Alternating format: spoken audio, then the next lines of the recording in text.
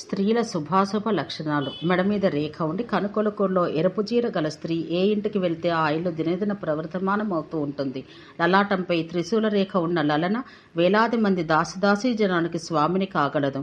రాజహంస గమనం, లేడి కనులు, అదే శరీర వర్ణనం, తెల్లని సమంగా ఉన్న దంతాలు గల నారి ఉత్తమ స్త్రీ. కప్ప వంటి కడుపున్న కలికి ఒకే పుత్రుడి కంటుంది. అతడే రాజవుతాడు.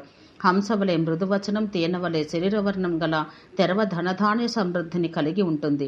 8 మంది పుత్రుల్ని కంటుంది.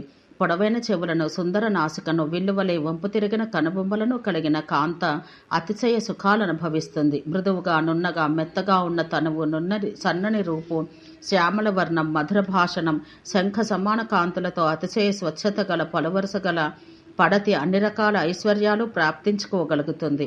విస్తారమైన జంఘలు, వేది వంటి మధ్యభాగం గల మగవ మహారాణి కాగలదు. ఎడమస్తనంపై గాని, చెవి, గుండె, చేతులపై గాని ఉలిపిరికాయైనా, అంతే పరిమాణం గల పుట్టుమచ్చైనా గాని గల మహిమ తొలి కాన్పులోని సలక్షణుడైన పుత్రుని కంటుంది. రక్తవర్ణ పాదాలతో, ఎత్తు ఎక్కువగా లేని కాలి పైభాగంతో, చిన్న చీలమండలతో, సుందరములై కలిసి ఉండే వేళ్లతో, లేత అరుణ నయనాలతో వెలసిల్లే వనిత అదృష్టవంతురాలై అన్ని సుఖభోగాలకు అర్హురాలవుతుంది. పెద్ద పెద్ద పాదాలు, అన్ని అంగాలపై రోమాలు, లావుగా ఉన్న చేతులు గల చేడియ దాసి అవుతుంది. పెద్ద పాదాలు, వికృత వదనం, పై పెదవుపై రోమాలుండే పడతి పతి మరణానికి ప్రధాన కారణం కాగలదు. ఉంగరాలు తిరిగే తల వెంట్రుకలు, కోలముఖం, దక్షిణావర్తమైన నాభిగల స్త్రీ తన పురుషుని వంశాన్ని అన్ని విధాలా వృద్ధిపరుస్తుంది.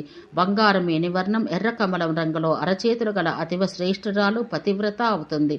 వంకర్ల పోవు కేశాలు, కోలకన్నులు గల వనిత దుఃఖాలని ఎక్కువగా అనుభవిస్తుంది. ఆమెకు భర్తృవియోగం కలుగుతుంది. పూర్ణచంద్రుని వంటి ముఖము, బాలసూర్య సమానమైన అరుణకాంతులు గల మీను, విశాల నేత్రాలు, బింబాఫలం వంటి కింది పెదవు గల కన్య చిరకాలం పాటు సర్వసుఖాలు అనుభవిస్తుంది. అరచేతిలో ఎక్కువ రేఖలుండే స్త్రీకి కష్టాలు ఎక్కువ, తక్కువ రేఖలుంటే ధనహీనత, దుఃఖాలు.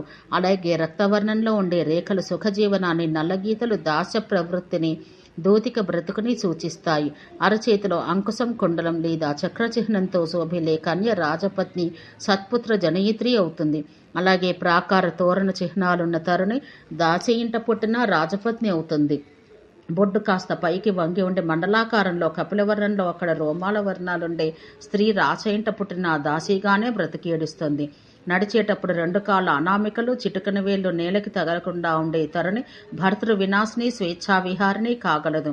సుందర మనోహర నయనాలున్న నారి సౌభాగ్యశాలిని, ఉజ్వలంగా మెరిసే పలువరుస గల పడతి దంతసిరి గలది, రుచికరమైన భోజనాదుల జీవితాంతం లభించేది, కోమల స్నిగ్ధచర కోణాలున్న కోమలి శ్రేష్ఠ వాహనాల యజమానురాలు అవుతుంది. మృదువుగా మెరుస్తూ పైకి పెరుగుతూ రాగి రంగుకి దగ్గరగా ఉన్న ఎరుపు రంగు గోళ్లు ఉండి మీన అంకుశ పద్మ హల చిహ్నాలతో స్వేదరహితంగా ఉండే అరికాళ్లతో శోభిల్లి సుందరి లక్ష్మీదేవి వలె సౌభాగ్యశీలి కాగలదు.